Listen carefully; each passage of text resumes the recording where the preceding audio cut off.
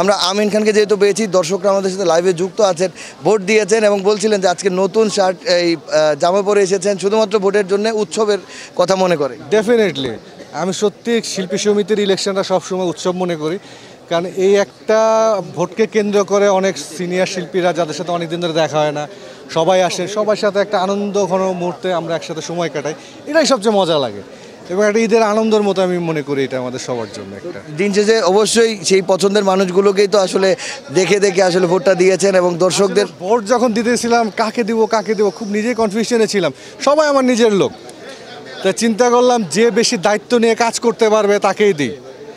যারা অবশ্যই সেটা আপনি সূক্ষ্মতার সাথেই করেছেন কাজটি। চেষ্টা করেছি, কতটা সূক্ষ্মতা আছে জানি না, তবে যাকে মনে করেছি যে কাজটি করতে পারবে আর যাকে দেই নাই সে মনে করেন আরও বেঁচে গেল।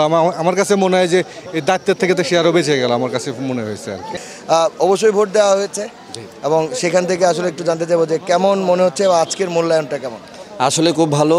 আসলে প্রতিবার 2 বছর পর পর আমাদের আর্টিস্ট অ্যাসোসিয়েশনের এই উৎসব ইলেকশন আমরা এটারে উৎসবেই নিই, কারণ হচ্ছে যাদেরকে দেখে এই চলচ্চিত্রে আমার আশা, তাদের অনেক লিজেন্ডদেরকে আমরা সামনাসামনি দেখতে পাই, ওনারা আসেন, পাশাপাশি কথা বলতে পারি। আর ইলেকশনের পরিবেশটা খুবই ভালো, খুব ভালো লেগেছে এবং প্রতিবারই ভালো থাকে, এবার আরও ভালো।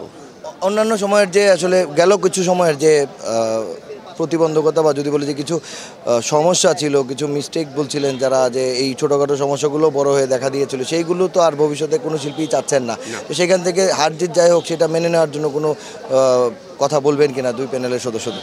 হ্যাঁ, আমার যারা আসলে ভোটাররা অনেক কষ্ট করে, অনেক সিনিয়ররা এসেছেন ভোট দিতে, আসলে তাদের পছন্দের প্রার্থীকে ভোট দিয়েছেন।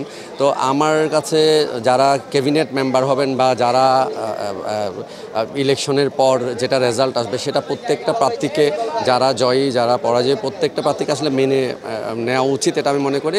কখনো আগের কোনো অপ্রীতিকর কোনো কিছু যেন এবার না ঘটে, এটা উচিত ইন্ডাস্ট্রির স্বার্থে, পুনরাবৃত্তি না ঘটে, এটা ইন্ডাস্ট্রির স্বার্থে। আমার মনে হয় ইন্ডাস্ট্রিকে এগিয়ে নেওয়ার সাথে এটা উচিত মেনে নেওয়া।